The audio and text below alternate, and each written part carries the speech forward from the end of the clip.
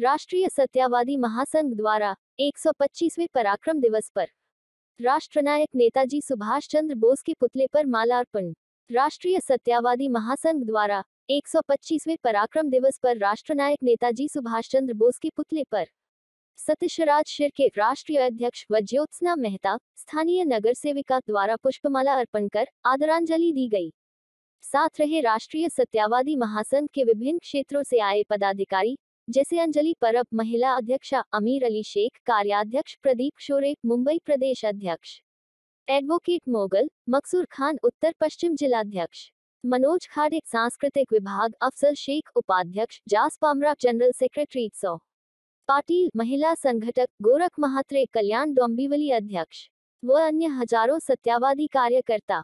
26वीं जो नेताजी सुभाष चंद्र बोस की जयंती है, जो हम हमारे देशवासी करीबन 60-70 साल से नेताजी की जयंती के उनका जन्मदिन के अवसर पर देश प्रेम दिवस घोषित हो जाए करके आए दिन सरकारों को मांग कर रही थी। फिर वो कांग्रेस सरकार हो, बीजेपी सरकार हो, कोई भी सरकार हो, लेकिन ये इच्छा कभी किसी ने पूरी नहीं की हमारी। ये नरेंद्र मोदी सरकार ने हमारी पहली बार 126 साल लगने को गया है तभी ये पराक्रम दिवस घोषित किया। इसके लिए हम केंद्र सरकार के बहुत ही ज़्यादा आभारी है और हम उनका शुक्रिया अदा करना चाहते हैं।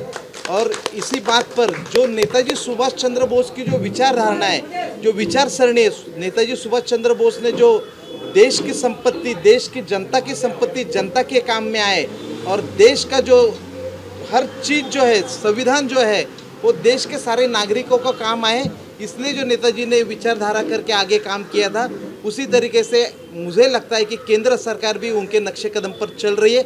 ऐसा हमारे नेताजी के अहम अनुयायी है, इसके लिए हमें लग रहा है। इसके अलावा प्रधानमंत्री नरेंद्र मोदी ने आज केंद्र में भी सुभाष चंद्र बोस का जो पुतला है उसका अनावरण किया हुआ है, उस पर क्या कहेंगे? नहीं, अनावरण किया तो अच्छी बात है भाई। इससे पहले है ना, हमें जब कांग्रेस गवर्नमेंट थी, हम क्या कांग्रेस के खिलाफ या बाजू से नहीं है या मोदी सरकार के खिलाफ या बाजू से, वो सरकार हमारी है, पक्ष कोई भी हो, लेकिन सरकार जब आते है तो हर नागरिक की सरकार होती है। तो उस तरीके से अगर जो देखा जाए तो नेताजी के अगर जो प्रतिमा का अनावरण होता है तो हमारे लिए खुशी की बात है। हम तो मोदी सरकार के पास तो ये मांग कर रहे हैं आज, जिस तरीके से सरदार वल्लभ भाई पटेल का गुजरात में 3000 करोड़ रुपया खर्च करके जो प्रतिमा बनाई है, उसी तरीके से देश में एक आने वाले पीढ़ी को एक मार्गदर्शन रहे, एक जज्बा और एक जैसे पराक्रम दिवस घोषित किया है, एक स्पिरिट रहना चाहिए, वैसा पुतले के भी एक कोई प्रायोजन किया जाए। ये मोदी सरकार से मांग करने वाले, लेकिन आर्थिक स्थिति भारत की देख के हम वो चीज़ के लिए थोड़ा रुकने वाले हैं। अच्छा, इसके अलावा राष्ट्रीय सत्यवादी महासंघ किस तरह से कार्य कर रही है और क्या कहना चाहेंगे? सत्यवादी ये महासंघ जो है anti corruption, anti pollution, anti population, महिला स्वतंत्रता और टोटल एजुकेशन, ये संगठन जो है ये किसी पॉलिटिकल पार्टी से कनेक्टेड नहीं है। ये सिर्फ संविधानिक जो बाबा साहेब अम्बेडकर ने घटना लिखी है और नेताजी के जो विचार है उस विचार पर आधारित ये संगठन काम करती है। 2007 का इसका यहाँ पर रजिस्ट्रेशन हुआ है। आपको बता दें कि जब कसाब ने यहाँ पर जब मुंबई में हमला किया था तो 9:30-10 बजे के बाद हमारे सत्यवादी महासंघ के लोग यहाँ जे हॉस्पिटल बोलो, कामा हॉस्पिटल बोलो, यहाँ पर उसी वक्त से काम पे लग गए थे। जो पीड़ित लोग थे, जो घायल लोग थे, उन लोगों को दवाइयाँ बोलो, कपड़े बोलो, उनको फ्रूट्स बोलो, स्नैक्स बोलो। एक दिन के बाद वहाँ पर आज भी याद है प्रतिभा ताई पाटिल अपने राष्ट्रपति जी थी भारत की, उन्होंने भी हमारे संगठन का बहुत ही ज़्यादा सराहना की थी और कौतुक किया था।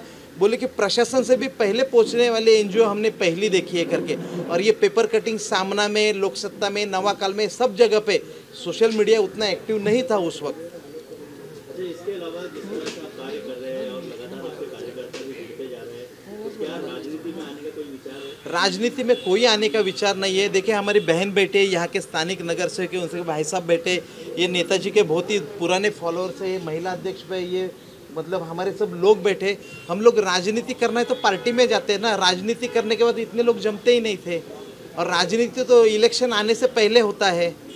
हम तो 12 महीना काम करते हैं। अभी बहन को हमने फ़ोन किया कल कि बहन ऐसा ऐसा प्रोग्राम है। बहन ने ये नहीं पूछा कि कोई किस पार्टी से है या क्या है, बोले कि आप संगठन से, एनजीओ से नेताजी का अच्छा काम करें, मैं ज़रूर आऊँगी। मतलब उन्होंने भी उत्सुकता, यही मैं पॉलिटिकल पार्टी के हिसाब से बात करता था तो शायद स्वार्थ हर जगह पे हमारा या उनका दिखता था. विचारा भरपूर हा मॅडमला बोलायला सर. मैडम आप क्या कहना चाहेंगे जहाँ पर कार्यक्रम में आप शामिल हुई है, किस तरह का फीलिंग रहा?